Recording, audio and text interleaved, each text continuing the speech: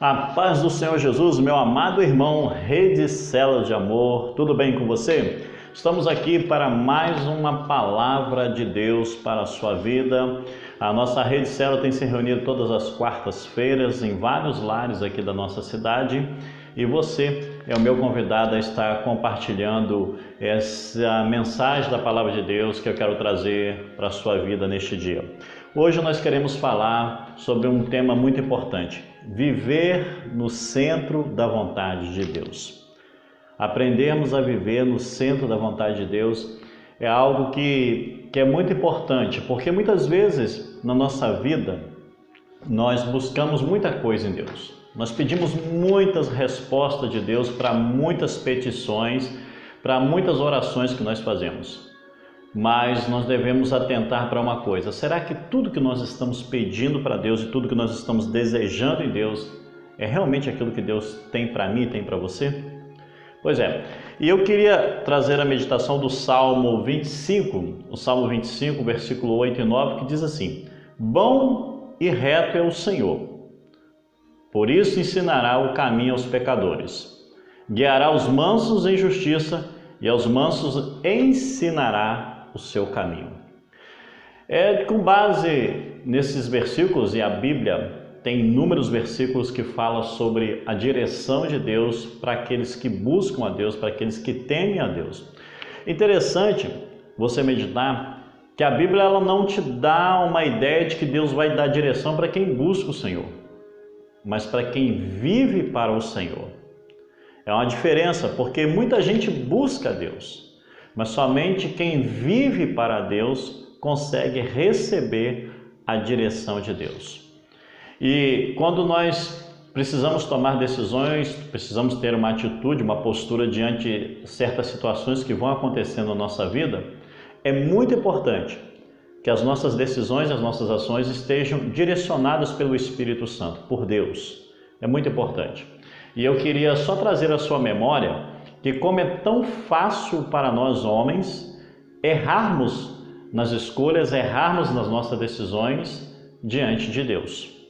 Eu quero lembrar para você daquela vez em que Abraão, quando ele tinha uma ordem de Deus para ficar no local, mas por causa de uma grande fome que houve naquele local, na terra onde ele vivia, ele resolveu ir para o Egito. E quando ele foi para o Egito, chegou lá, ele ficou sabendo que o faraó, quando viu uma mulher bonita, gostava de matar o marido da mulher para poder ficar com a mulher, e a mulher de Abraão, Sara, era uma mulher muito bonita, com certeza você já deve ter ouvido essa história. E Abraão foi um homem que um período da sua vida ele viveu fora da direção de Deus. Se não fosse a intervenção de Deus, pela misericórdia de Deus, fatalmente Abraão teria terminado a sua história ali, porque ele tentou resolver um problema do seu jeito, da sua maneira. E ele saiu ali daquela direção que Deus tinha dado para ele. Um outro caso muito interessante é o sobrinho de Abraão, Ló. A Bíblia diz que chegou um tempo que Ló precisou se separar do seu tio, porque os rebanhos deles estavam muito grandes e não tinham como ficar no mesmo pasto, na mesma região. Então Ló teve que escolher um local para ir. E a Bíblia diz que Ló, quando escolheu o local, ele visualizou a prosperidade daquelas terras, Sodoma e Gomorra. Ele não parou em nenhum momento para consultar a Deus, para saber se era da vontade de Deus que ele fosse para aquele lugar. Ló ele só visualizou a sua necessidade, ele viu que aquelas terras eram boas para eles. Mas Deus não estava naquele plano. E todos nós sabemos que aquilo trouxe uma grande destruição para a família de Ló, a ponto dele perder a esposa e ter um grande incidente com as duas filhas que cometeram incesto com ele.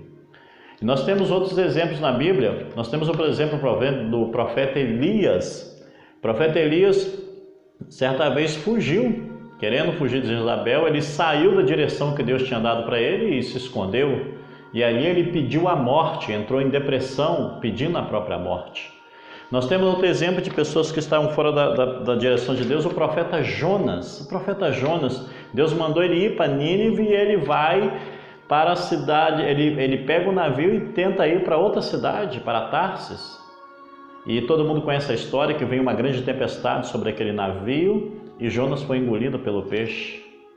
Nós temos outro exemplo de pessoas que ficam fora da direção de Deus, o rei Davi. O rei Davi, no tempo das batalhas, das guerras, ele como rei deveria estar junto com o seu exército, ele resolveu ficar no terraço. E foi naquele terraço que ele conheceu Betseba. E foi naquele terraço que ele cometeu o grande erro da sua vida, o grande pecado da sua vida, é o ato de adultério que ele cometeu com Betseba.